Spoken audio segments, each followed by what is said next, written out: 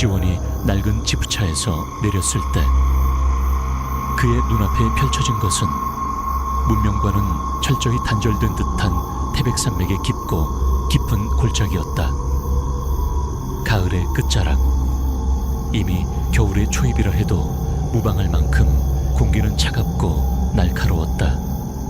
하늘은 낮게 가라앉은 잿빛 구름으로 뒤덮여 있었고 금방이라도 눈발이 흩날릴 듯 스산한 바람이 양상한 나뭇가지 사이를 휘젓고 지나갔다. 그가 앞으로 몇 달, 어쩌면 몇 년을 보내야 할 외딴 산림 감시, 초소 감시 초소. 감시 초소는 마치 시간이 멈춘 과거의 유물처럼 그곳에 덩그러니 놓여 있었다.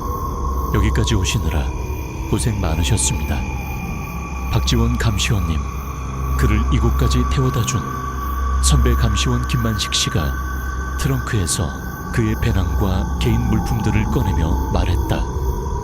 김 씨의 얼굴에는 이곳 생활의 고단함이 역력히 드러나 있었지만 동시에 새로운 동료를 맞이하는 약간의 기대감도 어려 있는 듯했다. 아닙니다. 선배님, 오히려 여기까지 안내해 주셔서 제가 더 감사합니다. 지원이 애써 밝은 표정을 지으며 대답했다. 하지만 그의 마음 한구석은 이미 착잡함으로 가득 차 있었다. 도시의 번잡함에서 벗어나 자연 속에서 일하고 싶다는 막연한 동경으로 선택한 직업이었지만 눈앞의 현실은 그가 상상했던 낭만과는 거리가 멀어 보였다. 초소는 생각보다 훨씬 더 낡고 초라했다. 거친 통나무로 얼기설기 지어진 단층 건물은 금방이라도 무너져 내릴 것처럼 위태로워 보였고 지붕에는 군데군데 이끼가 두껍게 끼어 있었다. 창문은 오래된 나무 창틀에 뿌연 유리가 끼워져 있었고 현관문 역시 낡고 뒤틀려 제대로 닫힐지조차 의문스러웠다. 초소 주변으로는 키 큰 침엽수들이 병풍처럼 둘러싸고 있어 한낮에도 햇볕이 잘 들지 않을 것 같았고 그 때문에 더욱 음습하고 고립된 느낌을 주었다. 가장 가까운 마을까지는 차로 1시간 이상을 달려야 하는 그야말로 첩첩산중이었다. 보시다시피 시설이 썩 좋지는 않습니다. 김 씨가 멋쩍은 웃음을 지으며 말했다. 그래도 뭐 사람은 적응의 동물이라고 하지 않습니까? 며칠 지내다 보면 또 익숙해질 겁니다. 그는 지원을 데리고 초소 내부로 들어섰다. 안은 예상대로 좁고 어두웠다. 중앙에는 작은 난로와 함께 테이블, 의자 몇 개가 놓여 있었고 한쪽 구석에는 간이 침대와 함께 무정이, 그리고 각종 감시 장비들이 어지럽게 널려 있었다. 그리고 지원의 눈길을 사로잡은 것은 천장에 매달린 낡은 태양광 발정이와 연결된 배터리였다. 저건 작동은 제대로 됩니까? 지원이 물었다. 김 씨는 고개를 저었다. 글쎄요, 요즘 들어 영 시원찮습니다. 날씨도 계속 흐리고 배터리 자체도 오래돼서 그런지 밤에는 거의 무용지물이라고 생각하시면 됩니다. 그래서 야간 순찰이나 작업 시에는 반드시 개인용 헤드랜턴을 사용해야 하고요. 그 말에 지원의 마음은 더욱 무거워졌다. 전기가 제대로 들어오지 않는다는 것은 밤이 되면 완벽한 어둠 속에 갇히게 된다는 의미였다. 물론 그는 이런 외딴 곳에서의 근무가 어느 정도의 불편함을 감수해야 한다는 것을 각오하고 왔지만 막상 현실로 닥치니 막막함이 앞섰다. 김 씨는 지원에게 초소 내부의 시설들과 기본적인 업무 내용, 그리고 주변 지리에 대해 간략하게 설명해 주었다. 그의 설명에 따르면 이곳의 주된 임무는 산불 감시와 함께 불법 임산물 채취나 밀렵 행위를 단속하는 것이었다. 낮에는 주로 도보나 지프차를 이용해 관할 구역을 순찰하고, 밤에는 초소에 머물며 무전으로 상황을 보고하거나 긴급 상황 발생 시 출동하는 방식이었다. 특별한 일이 없는 한, 밤에는 대부분 초소에 혼자 머무르게 될 겁니다. 김 씨가 덧붙였다. 가끔씩 다른 팀원들이 지원을 오기도 하지만 기본적으로는 독자적으로 판단하고 행동해야 하는 경우가 많습니다. 그래서 항상 긴장을 늦추지 말아야 하고요. 혼자, 그 단어가 유난히 지원의 귓가에 크게 울렸다. 이 깊은 산속, 낡고 외딴 초소에 밤새도록 홀로 남겨진다는 상상만으로도 등골이 오싹해지는 듯 했다. 김 씨는 지원에게 몇 가지 당부 사항을 더 전달하고는 곧 돌아가야 한다며 자리에서 일어섰다. 그럼 박감시원님, 앞으로 잘 부탁드립니다. 무슨 일 있으면 언제든 무전으로 연락 주시고요. 네, 선배님 조심히 돌아가십시오. 지원은 김 씨를 배웅하고 다시 초소 안으로 들어섰다. 이제 정말로 혼자였다. 그는 천천히 초소 내부를 다시 한번 둘러보았다. 낡았지만 그래도 앞으로 자신이 의지해야 할 유일한 공간이었다. 그는 배낭을 내려놓고 가져온 약간의 식료품과 개인 물품들을 정리하기 시작했다. 시간이 흐를수록 초소 안의 공기는 점점 더 차갑고 무겁게 가라앉는 듯했다. 창밖은 이미 땅거미가 내려앉기 시작했고 앙상한 나뭇가지들은 바람에 흔들리며 기괴한 그림자를 만들어냈다. 지원은 헤드랜턴을 찾아 머리에 쓰고 저녁 식사를 준비하기 시작했다. 메뉴는 간편식 전투식량과 컵라면. 이런 곳에서는 그나마 최선의 선택이었다. 식사를 마친 지원은 테이블에 앉아 업무 일지를 작성했다. 하지만 그의 신경은 온통 초소 바깥의 어둠과 그 안에서 들려오는 미세한 소리들에 쏠려 있었다. 바람 소리, 나무잎 스치는 소리, 그리고 아주 가끔씩 정체를 알 수 없는 동물의 울음소리 같은 것들. 도시에서는 결코 들어볼 수 없었던 자연 그대로의 소리들이었지만 지금 이 순간 그에게는 그 모든 소리가 불안과 공포를 자극하는 불협화음처럼 느껴졌다. 괜찮아. 그냥 익숙하지 않아서 그런 거야. 그는 스스로를 다독이며 애써 태어남을 유지하려 했다. 하지만 마음 한구석에서부터 스멀스멀 피어오르는 불안감은 쉬이 가시지 않았다. 이곳에 처음 발을 들여놓았을 때부터 느꼈던 그 막연한 불편함. 그것은 단순히 낡고 외딴 환경 때문만은 아닌 것 같았다. 마치 이 공간 자체가, 혹은 이 주변의 깊은 숲이 그에게 어떤 보이지 않는 경고를 보내고 있는 것처럼 느껴졌다. 밤이 깊어지자 지원은 침대에 누워 잠을 청했다. 하지만 잠은 오지 않았다. 낡은 침대는 삐걱거리는 소리를 냈고 천장에서는 간헐적으로 무언가 바스락거리는 소리가 들려왔다. 그리고 무엇보다 그를 잠못 이루게 만든 것은 완벽한 어둠이었다. 헤드랜턴을 끄자 초소 안은 한치 앞도 분간할 수 없는 칠흑 같은 어둠에 잠겼다. 달빛조차 구름에 가려 희미한 윤곽조차 찾아볼 수 없었다.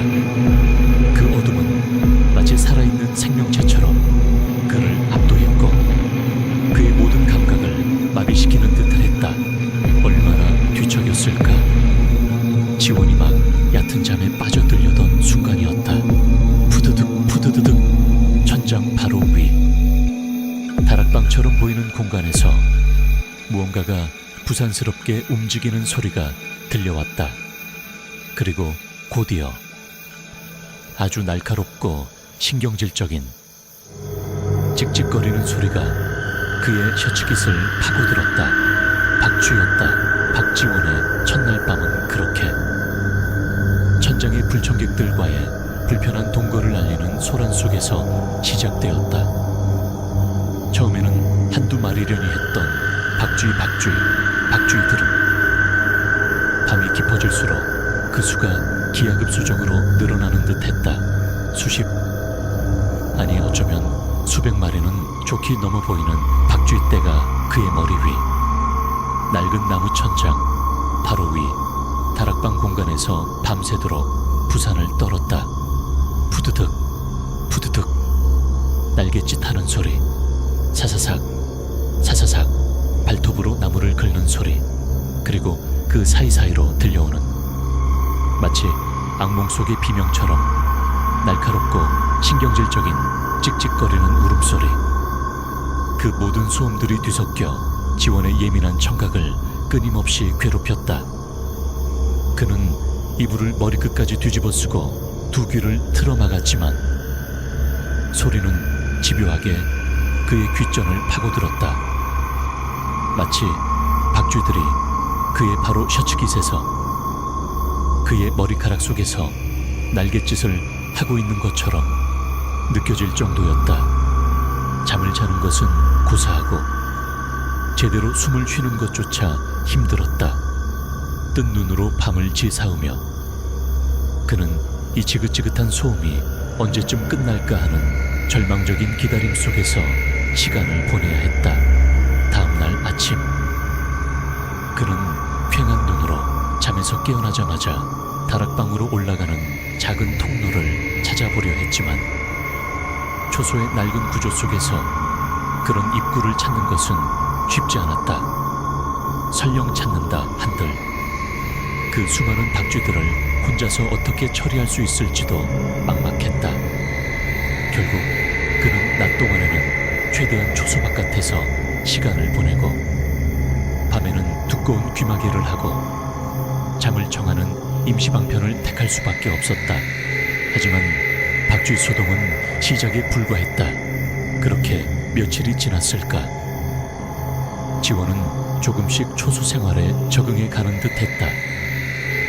박쥐 소리는 여전히 밤마다 그를 괴롭혔지만 이제는 어느 정도 무시하고 잠을 청할 수 있을 정도는 되었다.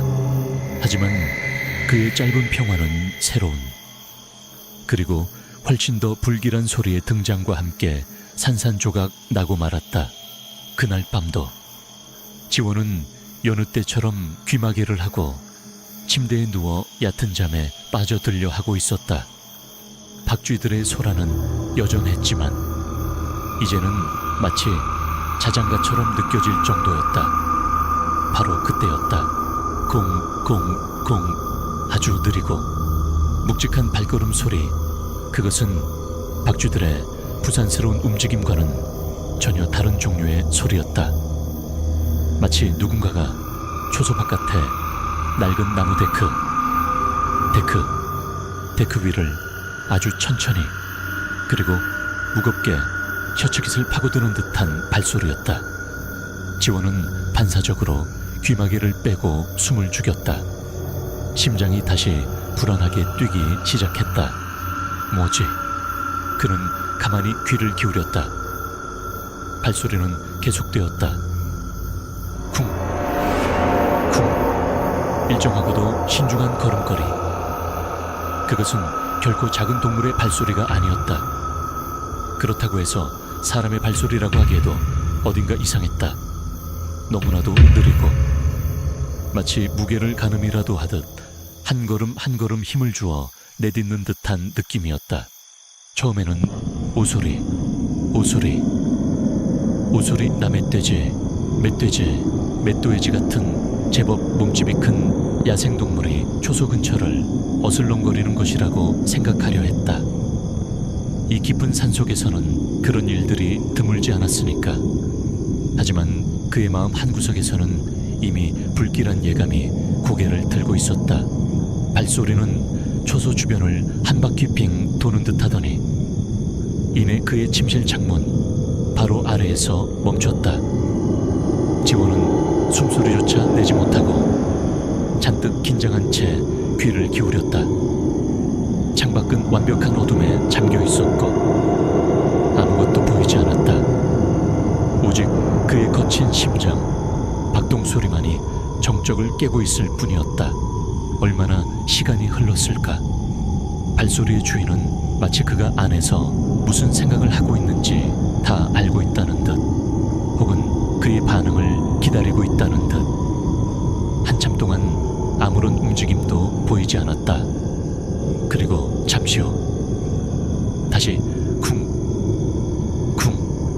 소리를 내며 반대편으로 천천히 멀어져 갔다. 지원은 그제야 참았던 숨을 몰아쉬었다. 온몸이 식은땀으로 흠뻑 젖어 있었다. 대체 뭐였을까? 정말 야생동물이었을까? 하지만 그렇다고 하기엔 그 발걸음 소리가 너무나도 이상했다. 느리고 신중하고 마치 무언가를 탐색하거나 기다리는 듯한 느낌. 동물의 본능적인 움직임과는 거리가 멀었다. 그날 이후로 그 정체 모를 발걸음 소리는 밤마다 지원을 찾아왔다. 어떤 날은 초소 주변을 한두 바퀴 돌고는 사라졌고, 어떤 날은 그의 창문 아래에서 한참 동안이나 머물다 가기도 했다. 그리고 가장 기이한 것은 그 발소리가 항상 일정한 패턴을 보인다는 것이었다. 아주 느리고 신중한 걸음걸이, 그리고 중간중간 멈춰서서 무언가를 듣거나 기다리는 듯한 침묵. 지원은 그 소리가 들려올 때마다 잠에서 깨어났고 공포와 불안 속에서 밤을 지새워야 했다. 그는 애써 그것이 그저 동물의 소리일 뿐이라고, 자신이 너무 예민하게 반응하는 것이라고 스스로를 타일렀지만 마음 깊은 곳에서는 그것이 결코 평범한 일이 아니라는 것을 느끼고 있었다. 오소리는 저렇게 신중하게 걷지 않아. 그리고 저렇게 오랫동안 한 곳에 멈춰 서서 기다리지도 않는다고. 그리고 발걸음 소리와 함께 지원은 또 다른 소리들을 듣기 시작했다. 그것은 아주 희미해서 처음에는 바람 소리나 나무잎 스치는 소리라고 생각했지만 자세히 들어보면 마치 누군가가 아주 낮은 목소리로 속삭이는 듯한 느낌을 주었다. 알아들을 수 없는 단어들, 혹은 그저 의미 없는 음절들의 나열. 하지만 그 소리에는 분명 어떤 의도가 담겨있는 듯했고, 듣는 이의 신경을 곤두서게 만드는 불길한 기운이 서려 있었다. 어둠 속의 속삭임, 그리고 무게 있는 발걸음 소리. 그것들은 이제 지원의 밤을 지배하는 두 개의 거대한 공포가 되었다. 그는 밤이 오는 것이 두려웠고 잠자리에 드는 것이 고통스러웠다. 초소의 낡은 문과 창문은 더 이상 그에게 안전한 보호막이 되어주지 못했다. 오히려 그것들은 언제라도 부서지고 열릴 수 있는, 외부의 위협에 무방비하게 노출된 허술한 경계선에 불과했다. 그는 점점 더 쇠약해져 갔다. 잠을 제대로 자지 못하니 낮 동안에도 집중력이 떨어졌고 늘 피곤하고 무기력했다. 식욕도 없어져 체중도 눈에 띄게 줄었다. 거울에 비친 자신의 모습은 낯설고 초췌했다. 눈 밑에는 검은 그림자가 짙게 드리워져 있었고 뺨은 움푹 패여 있었다. 그는 자신이 마치 살아있는 유령처럼 변해가고 있음을 느꼈다. 하지만 그는 누구에게도 자신의 고통을 털어놓을 수 없었다. 선배 감시원인 김만식 씨에게 이야기해봤자 아마도 피곤해서 헛것을 보는 것이라고, 혹은 신입이라 아직 적응을 못해서 그런 것이라고 치부해버릴 것이 뻔했다. 도시의 친구들에게 이야기한다 한들 그들이 이 깊은 산속에 고립된 공포를 이해할 수 있을 리 만무했다. 그는 철저히 혼자였다. 그리고 그 고독감은 밤마다 찾아오는 정체 모를 존재에 대한 공포를 더욱 증폭시켰다. 어느덧 2달이라는 시간이 흘렀다. 지원은 여전히 매일 밤 그 소리들과 사투를 벌이고 있었다. 하지만 이제 그의 마음속에는 또 다른, 더욱 직접적인 공포가 싹트기 시작하고 있었다. 발걸음 소리와 속삭임만으로는 만족하지 못한 그 무언가가 이제 초소의 문을 두드리기 시작한 것이었다. 아니, 두드리는 것이 아니었다. 그것은 마치 날카로운 발톱으로 문을 긁어대는 듯한 그런 소름 끼치는 소리였다. 2달이라는 시간은 박지원에게 악몽과도 같았다. 밤마다 그의 잠을 방해하던 박쥐떼의 소란은 이제 애교 수준으로 느껴질 정도였다. 정체를 알 수 없는 묵직한 발걸음 소리와 어둠 속에서 들려오는 듯한 희미한 속삭임, 그것들은 이미 그의 신경을 극도로 예민하게 만들어 놓았지만 이제는 그보다 더 직접적이고 물리적인 공포가 그를 찾아오기 시작했다. 처음에는 초소 바깥 나무 데크의 가장자리에서 들려왔다. 슥슥 하고 무언가 거칠고 단단한 것이 나무 표면을 긁는 듯한 소리.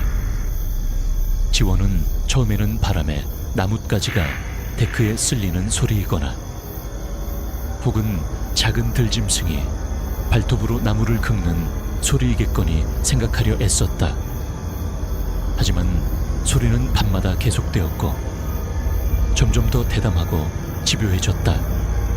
그리고 마침내 그 소름 끼치는 마찰음은 그의 방문 바로 앞에서 들려오기 시작했다. 뚜루룩 뚜루루룩. 그것은 더 이상 자연의 소리가 아니었다. 마치 누군가가 혹은 무언가가 날카로운 손톱이나 발톱으로 나무 문짝을 긁어대며 안으로 들어오려 애쓰는 듯한 소리였다. 때로는 아주 느리고 신중하게, 마치 문이 가장 약한 부분을 탐색이라도 하듯 긁어댔고, 때로는 분노에 찬 짐승처럼 격렬하고 난폭하게 문을 핥혀댔다. 그럴 때마다 낡은 나무 문은 금방이라도 부서져 내릴 것처럼 위태롭게 삐걱거렸고, 지원은 숨막히는 공포 속에서 밤을 지새워야 했다. 그는 이제 더 이상 그 무언가가 단순한 야생동물이라고 생각할 수 없었다. 그 소리에는 분명한 의도와 지능이 느껴졌다. 그것은 마치 초소를 시험하고 그 안에 있는 자신을 관찰하며 조금씩 그의 정신을 옥죄어 오는 듯했다. 밤의 어둠은 이제 그에게 단순한 빛의 부재가 아니었다.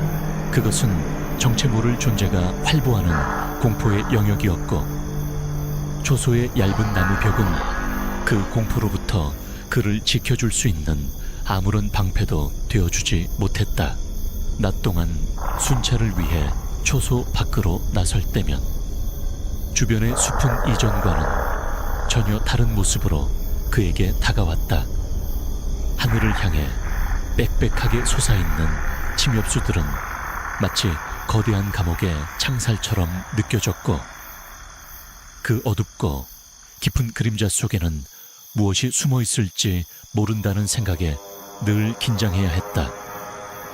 공기는 유난히 무겁고 탁했으며 바람 소리마저 누군가의 음산한 속삭임처럼 셔츠깃을 파고들었다. 그는 늘 누군가 자신을 지켜보고 있다는 불쾌한 시선을 느꼈고, 등 뒤에서 금방이라도 무언가가 덮쳐올 것 같은 불안감에 시달렸다. 결국 지원은 최후의 수단을 강구할 수밖에 없었다. 그는 초소 구석에 방치되어 있던 낡은 염총을 꺼내들었다. 원래대로라면 산림감 지원에게 개인 확인, 소지는 엄격히 금지되어 있었지만 지금 그에게는 규정보다 자신의 생존이 더 중요했다. 그는 염총을 깨끗이 손질하고 몇 발의 실탄을 장전하여 항상 손이 닿는 곳에 두었다. 그것이 그에게 심리적인 위안을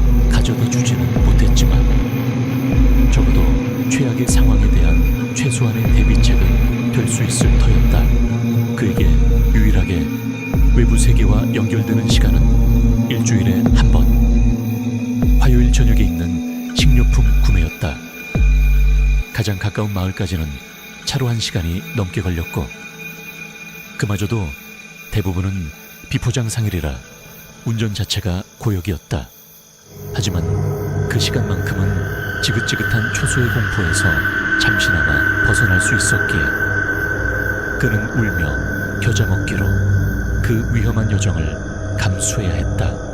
마을에서 돌아오는 길은 언제나 극도의 긴장감 속에서 이루어졌다. 특히 해가 완전히 저문 후의 밤길 운전은 공포 그 자체였다.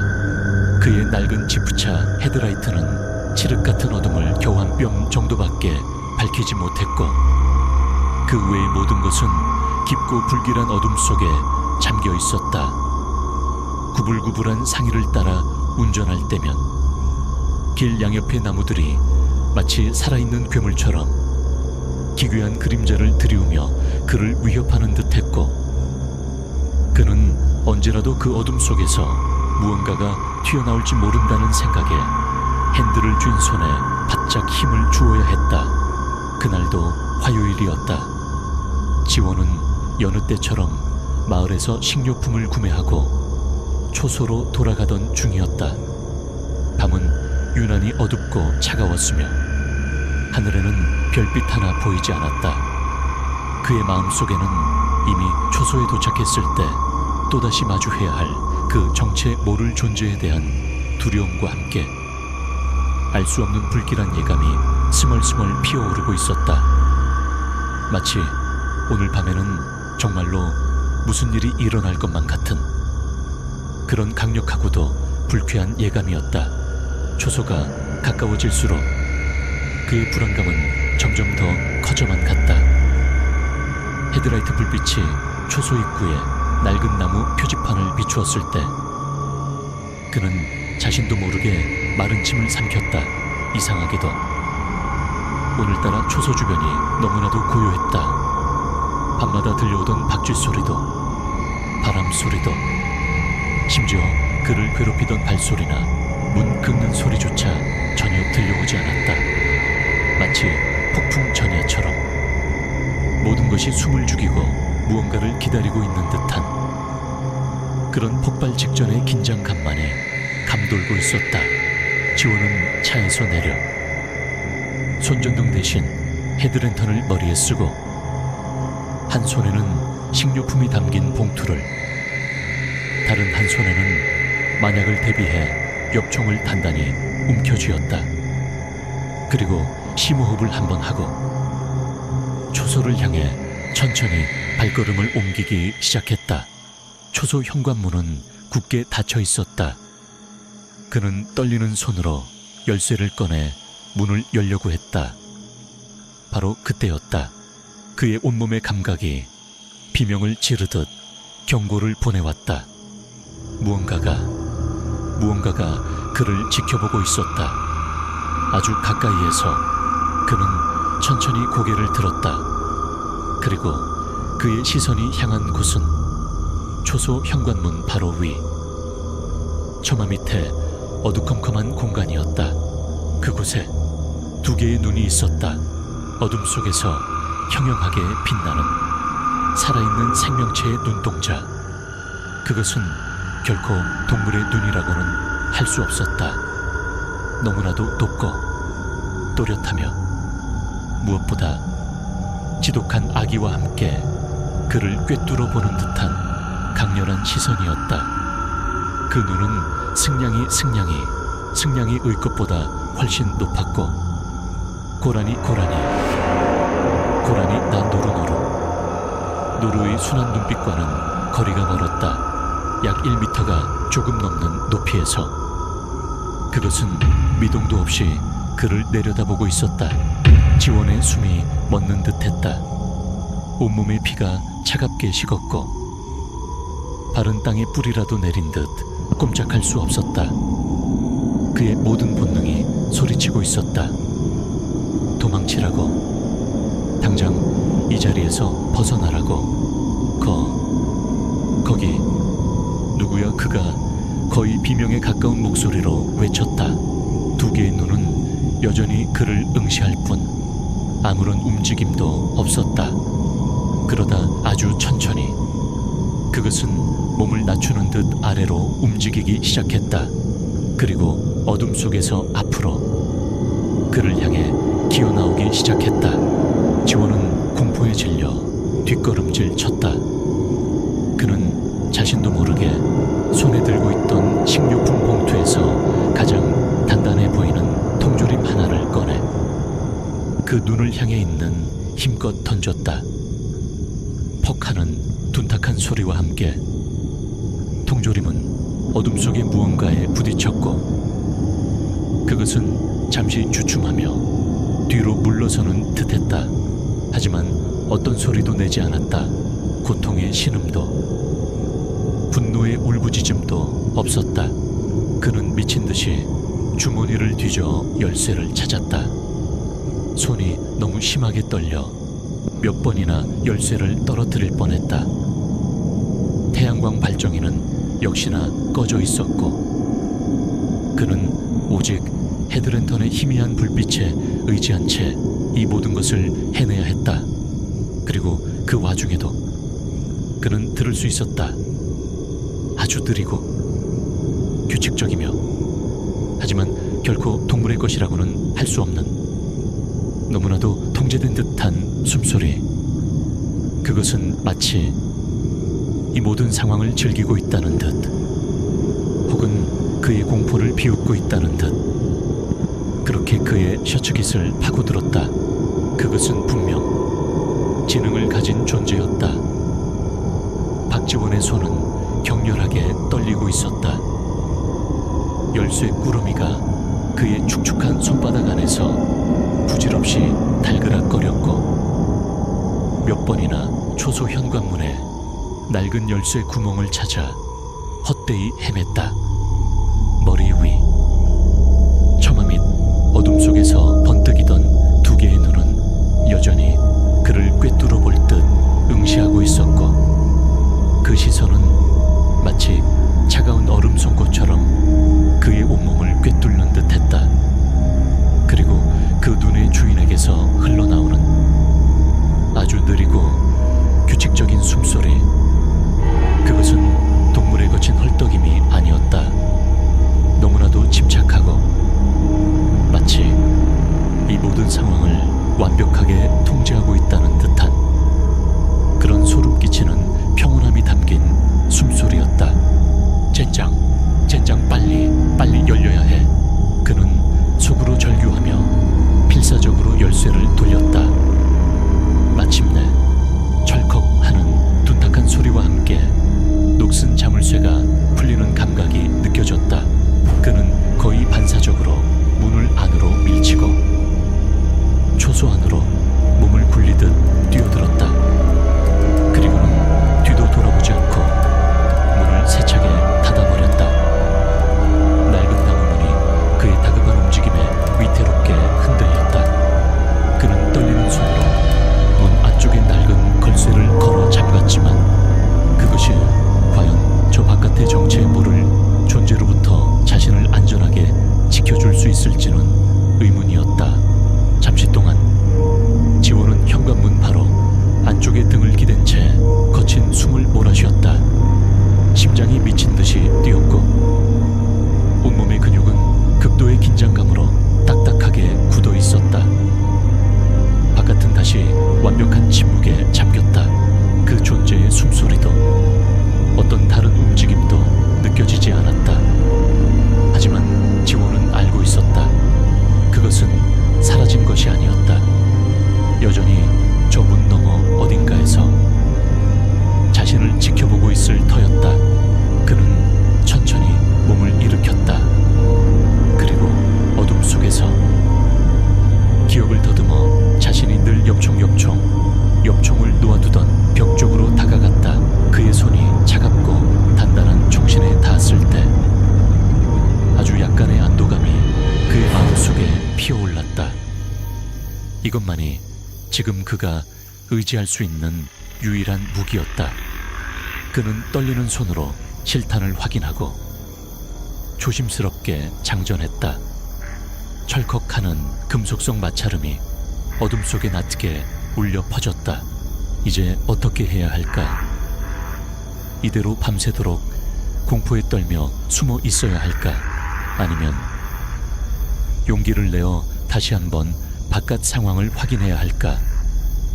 지원은 갈등했다.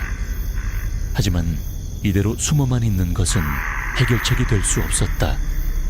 만약 저 존재가 정말로 자신을 해칠 의도를 가지고 있다면 이 얇은 나무문은 아무런 의미도 없을 터였다. 그리고 무엇보다 그는 알아야 했다. 저것의 정체가 무엇인지. 그는 심호흡을 한번 하고 엽총을 단단히 움켜쥔 채 다시 현관문으로 다가갔다. 그리고 아주 조심스럽게 문틈으로 바깥을 살폈다. 하지만 그의 낡은 헤드랜턴 불빛이 만들어내는 위태로운 원형 외에는 아무것도 보이지 않았다. 나강조한가. 그때 그의 뇌리를 스치는 한 가지 생각. 만약 자신이 바깥으로 나가지 않는다면 저 존재는 계속해서 자신을 압박해올지도 모른다. 어쩌면 아주 잠깐이라도 모습을 드러내어 자신이 물러설 생각이 없음을 보여주어야 할지도 모른다. 위험한 생각이었지만 지금 그에게는 다른 선택지가 없어 보였다. 지원은 다시 한번 문고리를 잡았다. 그리고 이번에는 아주 천천히 소리가 나지 않도록 조심하며 문을 열었다. 차가운 밤 공기가 훅 밀려 들어오며 그의 뺨을 스쳤다. 그는 엽총을 앞으로 겨눈 채 조심스럽게 초소 바깥 데크로 한 발짝 나섰다. 그리고 그는 얼어붙었다. 그것은 여전히 그곳에 있었다. 하지만 이전보다 훨씬 더 가까운 곳에 그의 헤드랜턴 불빛이 간신히 닿는 데크 가장자리, 어둠과 빛의 경계선에 두 개의 눈이 여전히 평형하게 빛나고 있었다. 그것은 그가 안으로 들어간 사이 소리 없이 거리를 좁혀온 것이었다. 지원의 심장이 다시 한번 격렬하게 뛰기 시작했다. 그의 귓게는 자신의 심장 소리가 마치 북소리처럼 크게 울렸다. 그는 엽총을 더욱 단단히 고쳐 잡았지만 차마 방가쇠를 당길 용기는 나지 않았다. 만약 저것이 정말 스라소니 나 표범 같은 보호동물이라면 함부로 총을 쐈다가는 큰일이었다.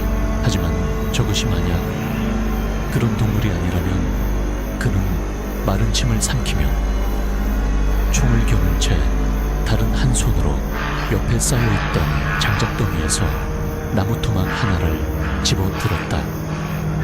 그리고 다시 한번 그 눈을 향해 힘껏 던졌다. 이번에는 나무 토막이 정확히 두 눈 사이 어딘가에 맞는 듯한 둔탁한 소리가 들렸다. 하지만 그것은 여전히 아무런 소리도 내지 않았다. 그저 아주 천천히 이전보다 훨씬 더 느리고 신중한 움직임으로 어둠 속으로 한 걸음 물러서는 듯했다.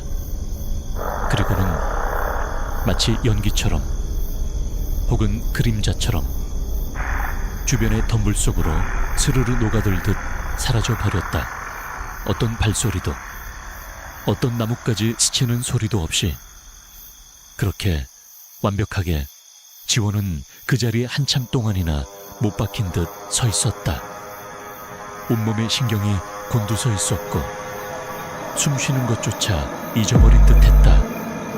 그것이 사라진 어둠 속을 뚫어지게 응시했지만 더 이상 어떤 움직임도 어떤 기척도 느껴지지 않았다. 얼마나 시간이 흘렀을까. 그는 자신도 모르게 거친 숨을 몰아쉬고 있었다는 것을 깨달았다. 긴장이 풀리면서 온몸의 힘이 빠져나가는 듯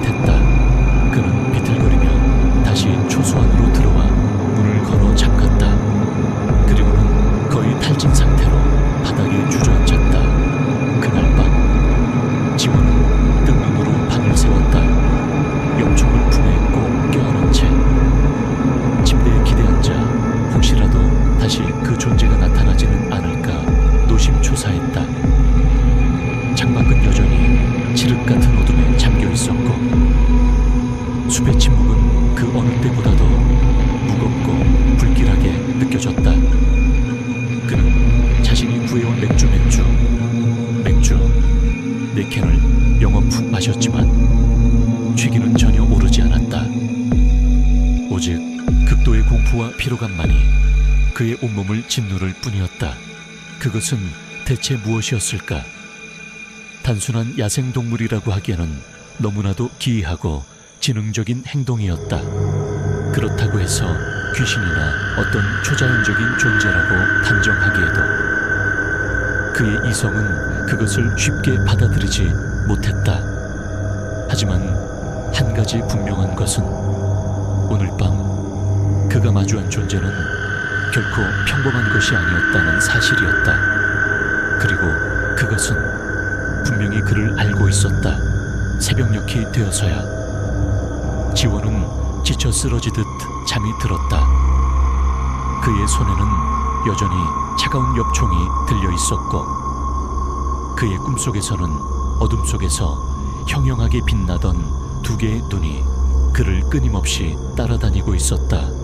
그 눈은 마치 아직 끝나지 않은 게임의 다음 라운드를 예고하는 것처럼 그렇게 그의 의식 깊숙한 곳에 섬뜩한 잔상을 남기고 있었다. 끔찍했던 밤이 지나고 박지원은 부서질 듯한 두통과 함께 간신히 눈을 떴다. 입안은 바싹 말라 있었고 온몸은 식은땀과 술기운 그리고 극도의 피로감으로 청은망은이었다. 그는 여전히 엽총을 품에 꼭 껴안은 채 낡은 침대에 위태롭게 걸터앉아 잠이 들어 있었다. 창밖은 이미 동이터 밝아오고 있었지만 초소 안의 공기는 여전히 차갑고 음습했다. 그는 비틀거리며 자리에서 일어나 가장 먼저 초소 주변을 살폈다. 어젯밤 그 정체 모를 존재가 사라졌던 덤불 속 그리고 그 두 개의 눈이 자신을 내려다보던 처마 밑 하지만 그곳에는 아무런 흔적도 남아있지 않았다. 마치 간밤의 모든 일이 그의 끔찍한 악몽이었던 것처럼 혹은 그가 마신 맥주가 만들어낸 환각이었던 것처럼 하지만 그의 손에 들린 차가운 엽총의 무게와 온몸의 세포 하나하나가 기억하는 그 생생한 공포는 결코 그것이 꿈이 아니었음을 말해주고 있었다. 그는 초소 안으로 들어와 남은 맥주 한 캔을 더 마셨다. 조금이라도 이 지긋지긋한 긴장감을 떨쳐내고 싶었지만 오히려 정신만 더 흐릿해지는 듯했다. 그는 멍하니 테이블에 앉아 앞으로 어떻게 해야 할지를 고민했다. 이대로 계속 이곳에 머물러야 하는 것일까? 아니면 당장이라도 이 모든 것을 포기하고 도시로 돌아가야 하는 것일까? 그때 초소 밖에서 지프차 엔진 소리가 들려왔다. 정기적으로 초소에 보급품을 전달하고 주변 상황을 점검하는 산림관리팀 동료들이었다. 평소 같으면 반가웠을 그들의 방문이 오늘따라 왠지 모르게 불편하고 꺼림칙하게 느껴졌다. 그는 간밤의 일을 그들에게 이야기해야 할까? 아니면 그저 아무 일 없었다는 듯이 태연하게 넘겨야 할까? 잠시 후 문을 두드리는 소리와 함께 익숙한 목소리가 들려왔다. 박감시원. 안에 있나? 지원은 마지못해 자리에서 일어나 문을 열었다. 두 명의 동료가 평소와 다름없는 표정으로 그를 맞이했다. 그들은 지원의 퀭한 안색과 초점 없는 눈빛을 보고는 약간 놀란 듯 했지만 별다른 질문 없이 가져온 보급품들을 내려놓기 시작했다. 어젯밤 별일 없었나? 한 동료가 무심코 물었다. 지원은 잠시 망설였다. 그의 입술이 몇 번 달싹거렸지만 차마 간밤의 일을 그대로 털어놓을 용기가 나지 않았다. 결국 그는 애써 아무렇지 않은 척 대답했다. 네, 그냥 평소랑 똑같았습니다. 바로 그때였다. 다른 한 동료가 초소 주변을 둘러보다가 무언가를 발견한 듯 소리쳤다.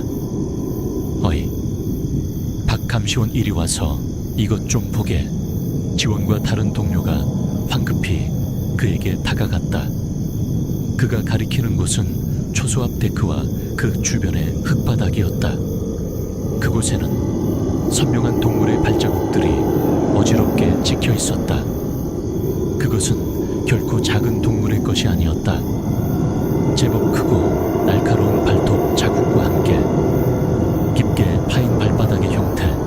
이거 스라소니, 스라소니, 스라소니. 발자국 아니야. 한 동료가 눈을 크게 뜨며 말했다. 그것도 아주 큰 놈인데 초소 바로 앞까지 내려왔었나 보군. 다른 동료 역시 흥분한 표정으로 발자국을 살폈다.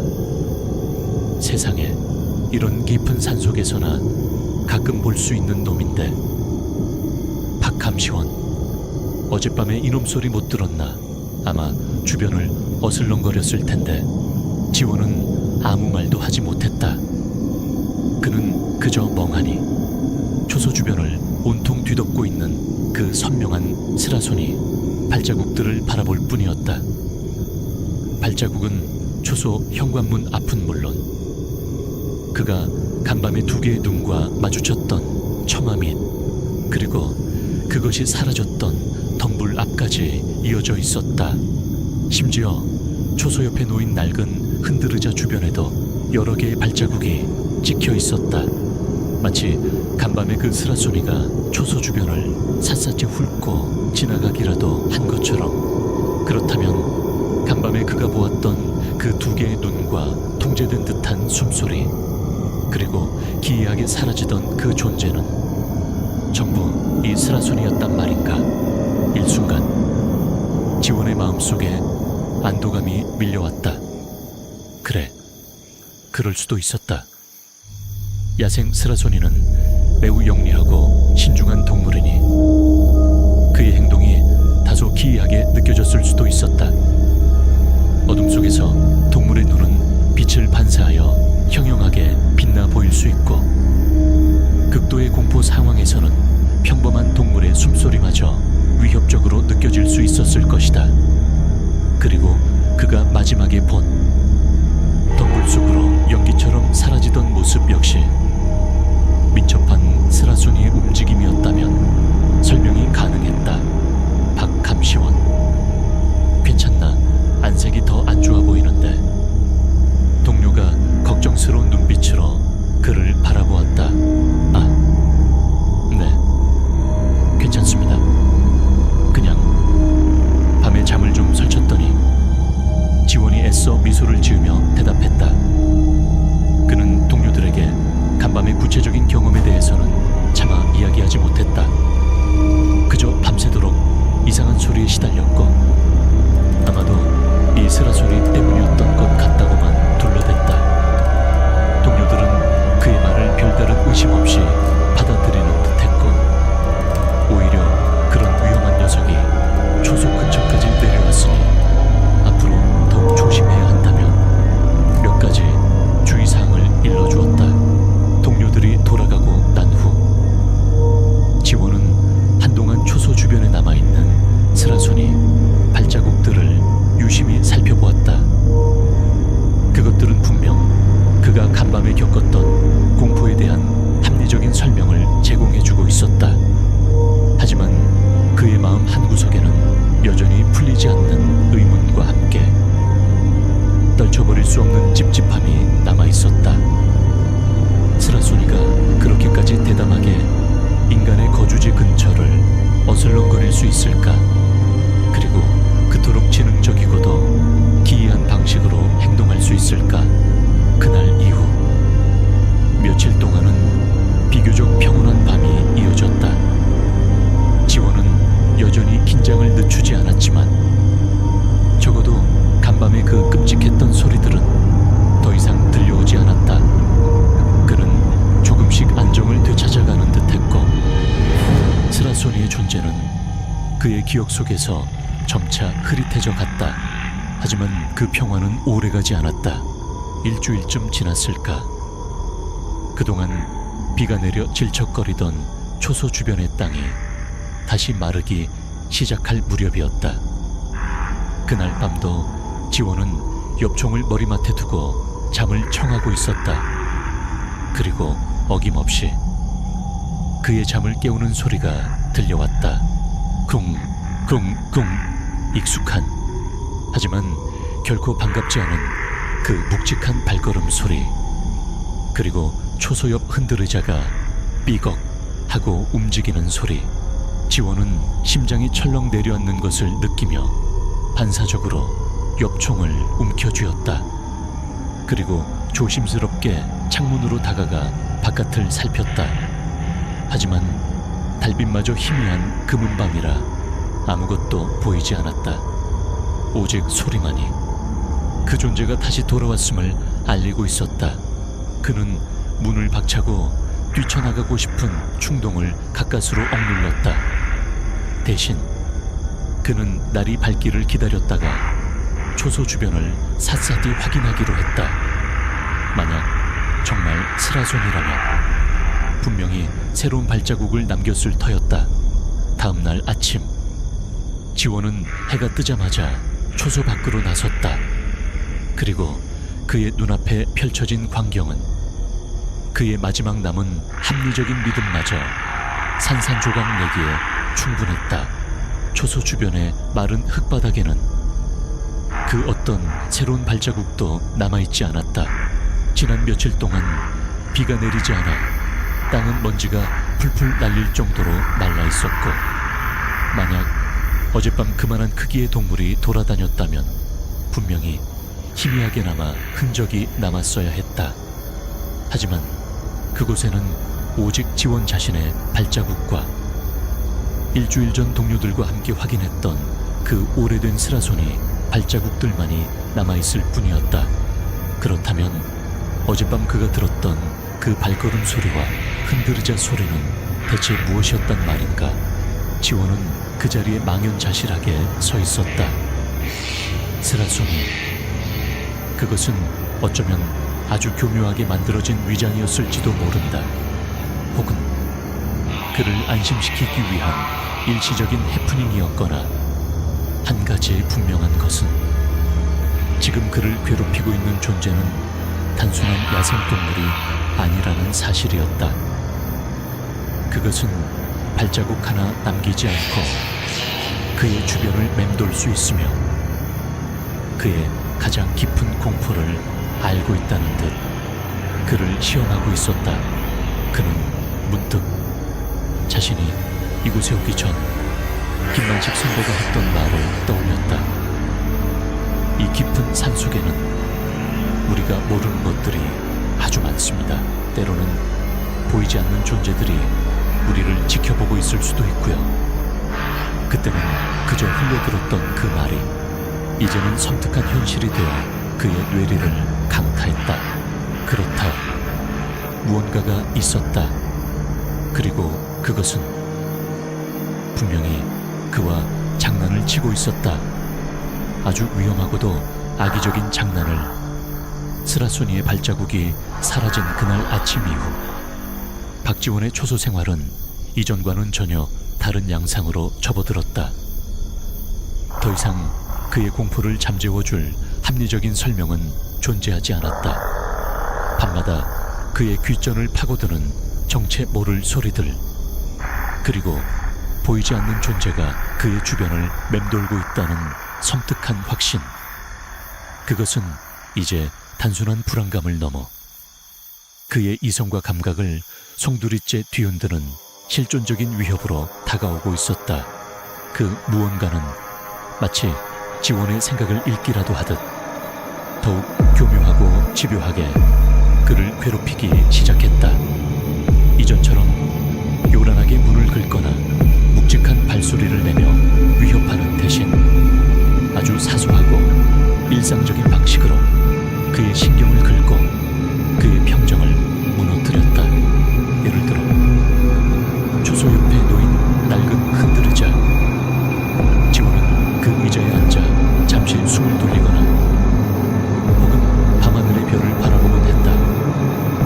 하지만 이제 그 의자는 더 이상 휴식의 공간이 아니었다.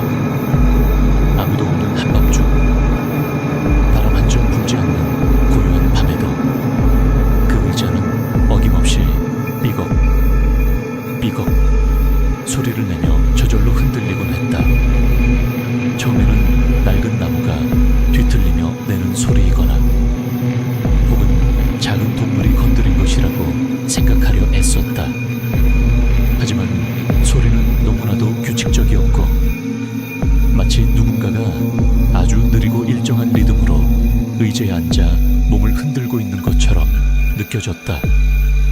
그럴 때마다 지원은 엽총을 들고 뛰쳐나가 주변을 샅샅이 살폈지만 그곳에는 싸늘한 밤 공기와 함께 정적만이 감돌 뿐 아무런 흔적도 찾아볼 수 없었다. 또 다른 기이한 일은 초소한 밖의 작은 물건들이 저절로 위치를 바꾸는 것이었다. 아침에 분명 책상 위에 올려두었던 페니 저녁에는 바닥에 떨어져 있거나 초소 밖에 세워두었던 삽의 방향이 미세하게 틀어져 있는 시기였다. 너무나도 사소한 변화라. 처음에는 그저 자신의 건망증이나 부주의 탓이라고 생각했다. 하지만 그런 일들이 반복되면서 지원은 누군가가 의도적으로 자신을 혼란스럽게 만들고 있다는 불쾌한 확신을 갖게 되었다. 그것은 마치 보이지 않는 존재가 그의 공간에 침투하여 아주 작은 방식으로 자신의 존재감을 드러내며 그를 조롱하고 있는 듯한 느낌이었다. 가장 견디기 힘든 것은 그 무언가가 마치 그의 행동의 반응이라도 하듯 소리를 내거나 움직임을 보인다는 것이었다. 예를 들어 그가 책상에 앉아 업무 일지를 작성하려 할 때면 창문 바로 바깥에서 누군가 아주 작게 손톱으로 유리를 톡톡 두드리는 듯한 소리가 들려왔다. 그가 놀라 고개를 들면 소리는 멈췄고 다시 일에 집중하려 하면 어김없이 소리가 반복되었다. 또 어떤 날에는 그가 막 저녁 식사를 위해 컵라면에 물을 부으려 할 때 초소 지붕 위에서 무언가 무거운 것이 쿵 하고 떨어지는 듯한 소리가 들리기도 했다. 물론 그가 뛰쳐나가 확인했을 때 지붕 위에는 아무것도 없었다. 이 모든 것이 우연의 일치라고 하기에는 너무나도 절묘한 타이밍이었고 너무나도 의도적인 괴롭힘처럼 느껴졌다. 지원은 자신이 마치 거대한 거미줄에 걸린 한 마리 나비처럼 보이지 않는 존재의 소나귀에서 놀아나고 있다는 생각에 치가 떨렸다. 그의 엽총은 더 이상 아무런 위안도 되지 못했다. 보이지 않는 적, 흔적조차 남기지 않는 상대를 향해 총구를 겨눌 수는 없는 노릇이었다. 그의 심리 상태는 날이 갈수록 피폐해져 갔다. 밤에는 거의 잠을 이루지 못했고 낮 동안에도 늘 극도의 긴장감 속에서 지내야 했다.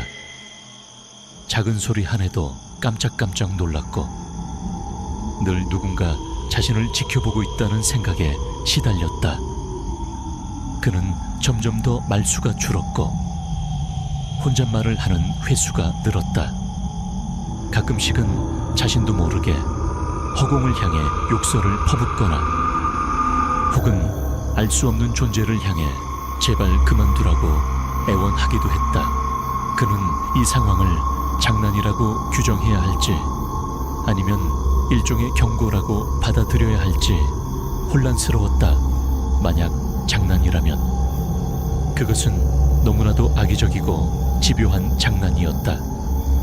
그리고 만약 경고라면 대체 무엇에 대한 경고란 말인가? 이 초소를 떠나라는 것일까? 아니면 이 숲에 더 깊은 곳으로 들어가지 말라는 것일까?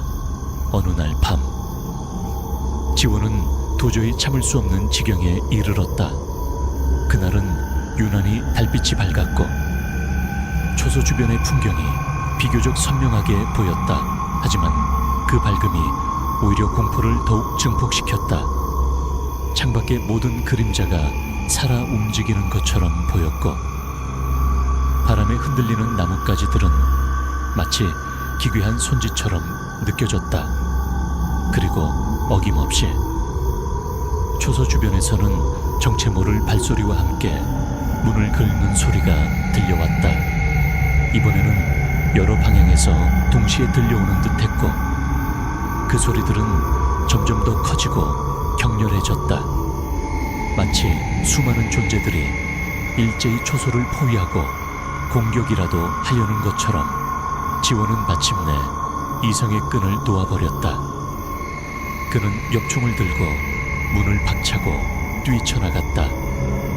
그리고 허공을 향해 미친 듯이 소리치기 시작했다. 거기 누구야? 당장 나타나 비겁하게 숨어서 장난치지 말고 정정당당하게 내 앞에 모습을 드러내란 말이다.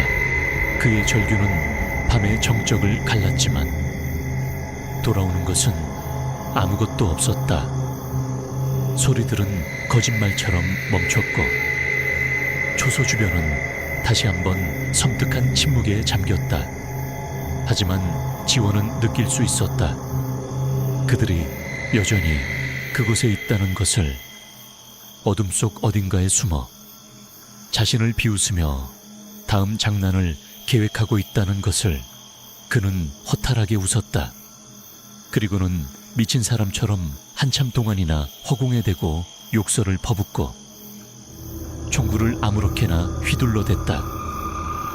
하지만 그의 분노와 절망은 그저 공허한 메아리가 되어 돌아올 뿐이었다. 그날 밤 이후 지원은 더 이상 저항하려 하지 않았다. 그는 그저 모든 것을 체념한 채 보이지 않는 존재가 벌이는 이 끔찍한 장난 혹은 경고를 묵묵히 받아들이기로 했다. 밤마다 들려오는 소리들, 저절로 움직이는 물건들, 그리고 자신을 짓누르는 그 불길한 존재감, 그것들은 이제 그의 일상의 일부가 되어버렸다. 그는 자신이 서서히 미쳐가고 있음을 느꼈다. 하지만 동시에 아주 기묘하게도 이 모든 상황에 조금씩 익숙해져가는 자신을 발견하기도 했다. 공포는 여전했지만 그 공포와 함께 살아가는 법을 아주 조금씩 터득하고 있는 것인지도 몰랐다. 하지만 그의 마음속 깊은 곳에서는 여전히 한 가지 의문이 떠나지 않았다. 이 보이지 않는 존재는 대체 무엇일까? 그리고 그것은 왜 하필 자신에게 이토록 집요하게 매달리는 것일까? 그 해답을 찾지 못하는 한 그의 악몽은 결코 끝나지 않을 터였다. 그리고 그 해답은 어쩌면 그가 상상하는 것 이상으로 훨씬 더 위험하고 절망적인 곳에 숨겨져 있을지도 모른다는 불길한 예감이 그의 셔츠깃을 파고들었다. 초소의 밤은 여전히 길고 어두웠고 그 어둠 속에서 지원은 홀로 외로운 사투를 벌이고 있었다. 그날 밤 박지원이 허공에 대고 절규하며 분노를 터뜨린 이후 초소의 밤은 아주 미묘하게 변한 듯했다. 정체 모를 존재의 장난이나 경고가 완전히 사라진 것은 아니었다. 여전히 한밤중이면 흔들 의자가 삐걱거렸고 데크 위에서는 정체 모를 발소리가 들려왔으며 때로는 창문이나 문을 긁는 소리가 그의 잠을 깨우곤 했다. 하지만 이전처럼 그를 극한의 공포로 몰아넣거나 직접적으로 위협하는 듯한 느낌은 조금 줄어든 것 같았다. 마치 그의 폭발적인 반응에 놀라 잠시 몸을 사리는 것처럼 혹은 그의 저항에 흥미를 잃고 새로운 방식을 모색하는 것처럼 지원 역시 조금씩 그 상황에 적응하려 애썼다. 아니, 어쩌면 적응이라기보다는 일종의 체념에 가까웠을지도 모른다. 그는 더 이상 그 소리들의 정체를 밝혀내려 애쓰지 않았고 그것들과 맞서 싸우려는 무모한 시도도 하지 않았다. 그저 자신의 일상을 최대한 유지하려 노력하며 밤이 되면 어김없이 찾아오는 그 보이지 않는 동거인과의 불편한 공존을 묵묵히 견뎌낼 뿐이었다. 그는 나름의 생존 방식을 터득하기 시작했다. 밤에는 일부러 라디오를 크게 틀어놓거나 혹은 가져온 책을 소리내어 읽으며 다른 소리들을 의식적으로 차단하려 했다. 잠자리에 들기 전에는 반드시 초소 안팎을 다시 한번 점검하고 엽총을 머리맡 가장 가까운 곳에 두었다.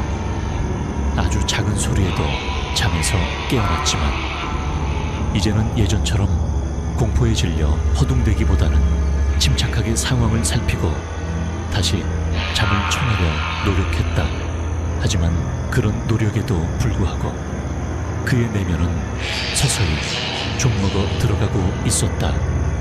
만성적인 수면 부족과 지속적인 긴장 상태는 그의 신경을 쇠약하게 만들었고 현실과 환상의 경계는 점점 더 모호해져 갔다. 낮 동안에도 문득문득 정체 모를 불안감에 휩싸였고 숲의 모든 소리와 그림자가 그에게는 여전히 위협적으로 느껴졌다. 그는 자신이 마치 아주 얇은 얼음판 위를 걷고 있는 것처럼 언제 깨어질지 모르는 위태로운 평형 상태에 놓여 있다고 생각했다. 그러던 어느 늦가을 밤, 마침내 그의 인내심이 한계에 다다르는 사건이 벌어졌다. 그날은 유난히 춥고 바람이 많이 부는 밤이었다. 창문은 밤새도록 덜컹거렸고 바람 소리는 마치 누군가의 울부짖음처럼 음산하게 초소 주변을 맴돌았다. 지원은 평소보다 일찍 잠자리에 들었지만 쉽게 잠을 이루지 못하고 뒤척이고 있었다. 그리고 자정이 조금 넘었을 무렵 어김없이 그 소리가 시작되었다. 처음에는 평소와 다름없는 데크 위의 발소리였다. 하지만 오늘은 그 소리가 어딘지 모르게 달랐다. 훨씬 더 무겁고 또렷했으며 무엇보다 그 수가 하나가 아닌 것 같았다. 마치 여러 명의 사람이 혹은 여러 마리의 짐승이 동시에 초소 주변을 에워싸고 천천히 움직이는 듯한 느낌이었다. 지원은 반사적으로 엽총을 움켜쥐고 침대에서 일어났다. 심장이 다시 불안하게 뛰기 시작했다. 그는 창문으로 다가가 아주 조심스럽게 바깥을 살폈지만 칠흑 같은 어둠 속에서는 아무것도 보이지 않았다. 오직 세찬 바람 소리와 함께 여러 방향에서 동시에 들려오는 듯한 그 불길한 발소리만이 그의 귓전을 때렸다. 그리고 잠시 후 발소리가 일제히 멈췄다. 지원은 숨을 죽이고 다음 상황을 기다렸다. 어떤 일이 벌어질까? 문을 긁는 소리 아니면 창문을 두드리는 소리. 하지만 그의 예상과는 달리 이번에는 전혀 다른 종류의 소리가 들려왔다. 그것은 사람의 목소리였다. 아주 낮고 알아들을 수 없는 언어로 중얼거리는 듯한 여러 사람의 목소리. 그것은 마치 고대의 주술사들이 주문을 외우는 소리 같기도 했고 혹은 광신도들이 기도를 올리는 소리 같기도 했다. 그 목소리들은 초소 주변을 빙빙 돌며 점점 더 커졌고 그 안에는 형언할 수 없는 악의와 함께 듣는 이를 현혹시키는 듯한 기묘한 힘이 담겨 있었다. 지원은 온몸에 소름이 돋는 것을 느꼈다. 이것은 더 이상 단순한 장난이나 경고가 아니었다. 이것은 명백한 위협이었고 어쩌면 그의 목숨을 노리는 어떤 의식일지도 모른다는 끔찍한 생각마저 들었다. 그는 떨리는 손으로 엽총의 안전장치를 풀었다. 그리고 현관문을 향해 총구를 겨누었다. 만약 그들이 문을 부수고 들어오려 한다면 그는 망설이지 않고 방가쇠를 당길 생각이었다. 하지만 그들의 목소리는 문으로 다가오지 않았다. 오히려 초소의 벽 전체를 에워싸고 압박해 들어오는 듯했다. 낡은 통나무 벽이 그들의 목소리에 공명하며 부르르 떨리는 것 같았고 천장에서는 먼지가 후두둑 떨어져 내렸다. 지원은 자신이 마치 거대한 뱀에게 온몸이 감긴 채 서서히 질식해가는 듯한 공포에 휩싸였다. 얼마나 시간이 흘렀을까? 그의 이성이 마비되고 공포가 극에 달했을 때 갑자기 모든 소리가 거짓말처럼 뚝 그쳤다. 바람 소리도, 나뭇가지 흔들리는 소리도, 그리고 그 저주스러운 목소리들까지도. 초소 주변은 다시 한번 완벽한 침묵에 잠겼다. 하지만 그 침묵은 평온함이 아닌 더 큰 공포를 예고하는 듯한 폭풍전야의 고요함이었다. 지원은 여전히 총구를 겨눈 채 숨막히는 긴장 속에서 다음 상황을 기다렸다. 그리고 마침내 그의 인내심이 바닥을 드러내려 할 때쯤 초소의 현관문에서 아주 작고 하지만 분명한 소리가 들려왔다. 똑똑똑. 누군가가 문을 두드리고 있었다. 아주 규칙적이고 침착하며, 그리고 예의 바른 노크 소리였다. 조금 전까지 그를 미치게 만들었던 그 광기 어린 목소리들과는 전혀 다른, 너무나도 평범하고 일상적인 소리. 하지만 바로 그 평범함이 지금 이 순간 지원에게는 그 어떤 위협보다도 더 큰 공포로 다가왔다. 그는 아무런 대답도 하지 않았다. 아니, 할 수 없었다. 목소리가 나오지 않았다. 그는 그저 문을 향해 총구를 겨눈 채 얼어붙은 듯 서 있을 뿐이었다. 똑똑똑. 노크 소리가 다시 한번 반복되었다. 이번에는 조금 더 강하고 재촉하는 듯한 느낌이었다. 지원은 마른 침을 삼켰다. 문 밖에는 누가 있는 것일까? 동료 감시원 아니면 길을 잃은 등산객. 하지만 이 깊은 밤에 이 외딴 초소까지 찾아올 사람이 과연 누가 있단 말인가? 그리고 만약 문 밖의 존재가 조금 전에 그 목소리들의 주인이라면, 그때 문 밖에서 아주 부드럽고 나긋나긋한, 하지만 어딘지 모르게 비인간적인 냉기가 느껴지는 목소리가 들려왔다. 박지원 씨, 안에 계신 거 다 압니다. 문 좀 열어주시겠어요? 드릴 말씀이 있어서 왔습니다. 여자의 목소리였다. 하지만 그 목소리는 지원이 지금까지 단 한 번도 들어본 적 없는, 너무나도 낯설고 기이한 톤이었다. 지원은 온몸의 신경이 곤두서는 것을 느끼며 총을 더욱 단단히 움켜쥐었다. 그는 대답 대신 최대한 위협적인 목소리로 외쳤다. 누구냐, 당장 정체를 밝히지 않으면 쏘겠다. 문 밖에서는 잠시 동안 아무런 대답도 없었다. 그러다 다시 한번 그 부드럽고 차가운 목소리가 들려왔다. 걱정 마세요, 박지원 씨. 저희는 당신을 해치러 온 것이 아닙니다. 그저 당신에게 한 가지 제안을 하러 왔을 뿐입니다. 아주 흥미로운 제안을 말이죠. 제안 대체 무슨 제안이란 말인가? 지원의 머릿속은 혼란으로 가득 찼다. 하지만 동시에 아주 위험한 호기심이 그의 마음속에서 고개를 들고 있었다. 그는 한참 동안이나 갈등했다. 문을 열어야 할까? 아니면 이대로 날이 밝기를 기다려야 할까? 하지만 이대로 기다린다고 해서 상황이 나아질 것 같지는 않았다. 어쩌면